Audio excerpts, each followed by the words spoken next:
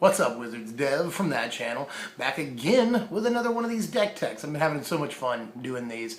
And another budget deck tech today, which is honestly like some of the most fun I have making these videos is with budget deck techs. This one probably should have come out a couple of weeks ago, but you know, whatever. This is a budget black-red dash. A lot of people have a lot of interest in dash. It's a really fun mechanic. People that like to swing their cards sideways and deal damage really like this mechanic. I'm one of them. So yeah, I don't see any reason not to do this. A lot of budget cards involved in dash, and it's a pretty solid deck, all things considered. So go ahead, hit it. Well, we're playing 28 creatures in this thing, which is a lot of creatures. And some of the best cards in Standard are honestly in this budget black-red deck, and Lightning Berserker is one of them. There's 3 copies of Lightning in this deck, and yeah, I've said it before, in development, this card was known as Fireball, you know, except that you can cast it over and over and over and over. So Lightning Berserker, I think, is good against a lot of different stuff, especially control, obviously.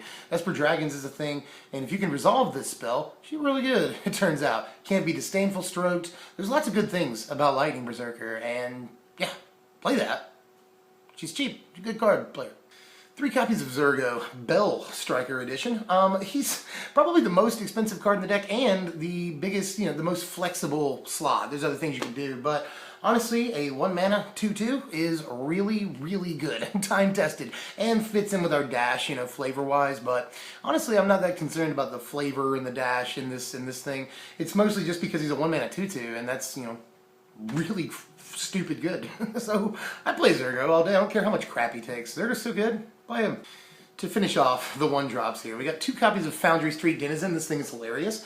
Foundry Street has something like 23 red creatures that activate its, you know, its +1/+0 ability, and they keep coming back in and out of play, you know, every turn if you're dashing them in. So Foundry Street is pretty cool. You can get, you know, +2/+0 almost every turn, you know, a lot of the time, you know. Foundry Street is already, you know, people know that this guy's good. This is another one of those cards we see popping up an awful lot in the token builds and the mono red aggro, and yeah, he totally goes here too for a lot of the same reasons. We're not playing Dragon Fodder, we're not playing Hordling Outburst, but we still do have lots of creatures that come in and out constantly. Speaking of good cards in Standard, again, this is 4 copies of Mardu Scout, one of the better creatures with dash, just super efficient. You know, resilient to removal, haste on, you know, 3 power haste on turn 2 is just good. That's fantastic. Does a lot of damage over the course of the game for you. And yeah, Mardu Scout. I mean, it's a dash deck, and he's in lots of mono red stuff that's not even like, you know, thematically dash or budget oriented or anything. Like, he's a really good card, and we gotta play him because he's like 10 cents and he's just crazy and puts a lot of pressure on opponents. Well, of course, that's going to be the core of the 1 and 2 drops. I mean, in any red deck, right? Some red decks. I mean, you probably, no, yeah, most of those cards. All of them, actually. So let's move on to some slightly more interesting stuff in the 3 and 4 slot. This is 3 copies of Mardu Strike Leader. One of the last inclusions, too. And a lot of people are going to be like, this should be one of the first inclusions. But I felt like it was really mana intensive, and we actually don't have, you know, we've got swamps. That's our only way of producing black mana. I mean, we could say the same thing with red. All we have is mountains, but we have far more of them because so many of the cards in the deck are red. So we're not as reliable when it comes to black mana. Obviously, he's a super splash, but just the fact that he costs 4 to dash in, you know, I had reservations. But Mardu Strike Leader has been pretty darn good. I've been, you know, historically kind of low on this card. He didn't make it into my Black-White Warriors deck or anything.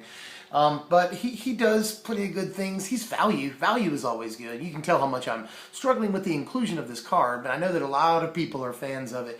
And it is a generation of value pretty much every time you play it, and that turns out is good. Historically, that is an incredibly desirable effect, and he has been good in testing so far. Really hard to deal with 2 creatures hitting the board, you know, virtually at the same time. So I like Strike Leader in this, but if you want to talk about Strike Leader, we'll talk about Strike Leader. I have, you know, I'm very ambivalent when it comes to this card. Here's 3 copies of something that kind of makes the deck tick. This is 3 copies of Ambuscade Shaman. Do I really have to explain? Like, Ambuscade Shaman is sort of a no-brainer. People might be like, why not 4? But I actually think that, again, this is very intensive, honestly. I don't want to spend too much mana playing spells in this deck, you know? I really don't. Because we're going to be dashing in creatures a lot, and that costs us an awful lot of mana. So, Ambuscade Shaman, obviously when we start dashing things in, he's going to be incredibly good, especially when we can dash more than one creature a turn in. But at the same time, with just 3 copies, we will see him as much as we want to. Now, obviously, he's really good in multiples, don't get me wrong, and I won't fault you for playing 4 or even 0, honestly, in your deck. But this card, in a budget build especially, is just an incredible generation of, not value necessarily, but really pressure. A good generation of pressure on the opponent. Ambuscade Shaman can help you go over the top when normally you wouldn't be able to do that. So I'm in favor of this card. Long story short. 3 copies of Warbringer, another card that I wasn't too sure about, you guys. Honestly, I told you why too in the spoilers for DTK. I just feel like 4 mana is a lot to pay for something that reduces cost, because by then, you know, who cares? But it turns out you totally care, because you're going to be dashing creatures in all the time. 5th, 6th, 7th turn, you're still dashing guys in 2 and 3 at a time. Warbringer really facilitates your ability to do that. And honestly, once he's on the board, it becomes so much easier for you to dash multiple creatures. You want to see Warbringer, and I'm not going to eat my words. I won't say that he's incredible or anything, but he definitely helps out the deck that he's supposed to help out a little bit more than I originally anticipated. I'm in favor of Warbringer. Also a good metal band. 4 copies of Goblin Heel Cutter. We see a lot of this thing in Standard too. This is crazy. Honestly, Heel Cutter is a 4 of for a reason. He started off as a 3 of, and then I quickly realized that he's dumb, and you always want to see him, you always want to play this card. Heel Cutter really helps you get damage through, and he's, you know, a 3-power guy in his own right, so he's a threat. Yeah, I feel like there's no reason to go on a long-winded thing. I think we all know that Heel Cutter's good by now. He's sort of passed the standard test in a lot of ways, like Mardu Scout has. And yeah, people now play this instead of Frenzied Goblin, which there's a whole conversation there, honestly, but he is as good as people say he is. Heel Cutter is crazy. He comes down and you do all the damage that combat step a lot of the time. Heel Cutter's good. Play this guy. Well, we got 3 5-drops in the deck, which is a lot of 5-drops. But in any case, 2 copies of Boltwing Marauder here for super obvious reasons. This is another copy of Ambuscade in a lot of ways, except, you know, a much bigger threat and flies and takes out opposing dragons. He's got really desirable PT for blocking other dragons or attacking into other dragons even. So yeah, which is an important thing in this standard meta right now. So I support Boltwing Marauder in exactly this and probably nothing else, but he's good. He's good. Once you start dashing in 2 and 3 guys, man, like, and this has happened multiple times. Ambuscade, Boltwing Marauder, and you just start crushing. I mean, it's just crazy. Everything getting +4/+4 is just, it's unbeatable in a lot of ways. And finally, 1 copy of Kolaghan the Storm's Fury. Started off as 2, but I wanted to play 1 more land, and I felt like God, don't get on me for that. I felt like the 1 more land was actually more important than just having this guy again, because he does wind up dead in your hand sometimes. He's not as good as you want him to be for his mana cost in this deck. I honestly feel like Marauder is just as good in a lot of ways. I always want to see Marauder more than this card, because this will only really ever give you a 1, maybe 2 if you've got a Marauder out, bonus on attacks. And at that point, it's just sort of win more, you know. So I always want to see Marauder more. On to the 8 spells in this deck. We're playing 2 copies of Wild Slash, along with 4 copies of Lightning Strike. This is our burn suit here. Wild Slash obviously helps us get a little extra damage in its control, but its main function is mostly to kill other creatures that we're playing against with aggro. And yeah, that's what Wild Slash has always been for. Lightning Strike, we can really go over the top, help deal that extra 3 damage that we need to deal to get in the end of the game, and kills a lot of the stuff that we really want to kill in the format right now. There are some problem creatures, obviously. And to round out the spells, 2 copies of Outpost Siege. Outpost Siege is retarded. I'm sorry to use that word for anybody that's offended by it, but it's retarded. Yeah, your creature's going to be leaving play every turn. Like I said, a couple of times, you'll be dashing in 2 and 3 guys that are virtually removal proof, you know. It's hard for them to anger the gods or end hostilities or Crux of Fate, because your guys won't be out. They have to use instant speed removal on your dudes. Even then, you still got dudes popping back to your hand. So Outpost Siege really helps out, you know. Like I've been saying with the 2 burn spells, helps you get that extra last few damage that you need.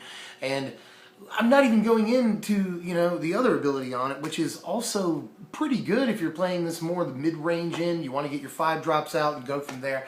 There's so many things you can do with Outpost Siege. I would not mind upping the copies of this card. Outpost Siege is cray-cray. Like, totally off the wall. You can deal 2-3 extra damage a turn with this card. It's, you know, people want to probably just be like, well, you're just playing impact trimmers, you know, which I actually considered for this deck.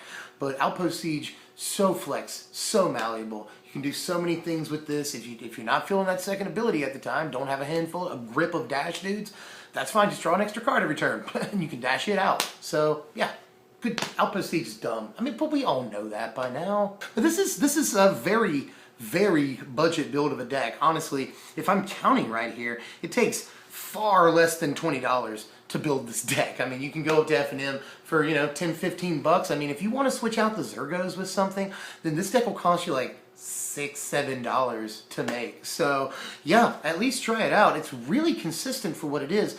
And cards like Lightning Berserker and Heel Cutter, they just circumvent a lot of the problem decks and problem cards in the format that hurt aggro out a lot. And we are, like I said, very resilient to mass removal, which is a huge thing right now because we're playing against a lot of Crux of Fates, Perilous Vaults, and Anger of the Gods, and we can just laugh at those cards with this deck. So yeah, I think it's worth the 10-12 bucks that it'll cost you to make this deck on TCG Player. So I highly recommend it. I love doing budget decks, and this one is particularly strong and will in no way break the bank. It's either buy lunch or get this deck. So don't starve or anything, but it's not going to kill you. Well, that's all for this deck. I think that this is actually, like I said, really good. I just went into a bunch of specifics, so I'm not going to do it here. Just like, share, comment, subscribe if you enjoyed this content. And next time, what are we doing? Now, first of all, I want to address Tristan Wolf. He's, you know, he's a long-time subscriber. We've only been around for like 3.5 months, but you've been subscribed for a while, man, and I appreciate that. You said the other day, why haven't you done blue-white control yet, man? I mean, you didn't, not in those words, but it was like, you should do that blue-white control you were telling us about, and we're going to totally do it. It's going to be our next deck tech. I had been talking about doing Naya Dragons or Esper Dragons. I've got both of those ready too, but because you asked, I feel I owe it to you. Let's do blue-white control next, and it actually is a really good deck. So stay tuned for that. And remember, Magic Origins, the pre-release is on July 11th, which means sometime in the next 3 weeks to a month, we'll start getting spoilers. And spoiler season's my favorite time of the year. You know, Christmas comes 4 times a year if you play Magic. So definitely stick around for that. I love doing spoiler videos. It's the best thing ever. So yeah, subscribe to our channel. Thanks, everybody. I'm Dev from SBMTG. That's Strictly Better MTG. We'll see you guys with another deck tech or some news or some something next time. Thanks for joining us.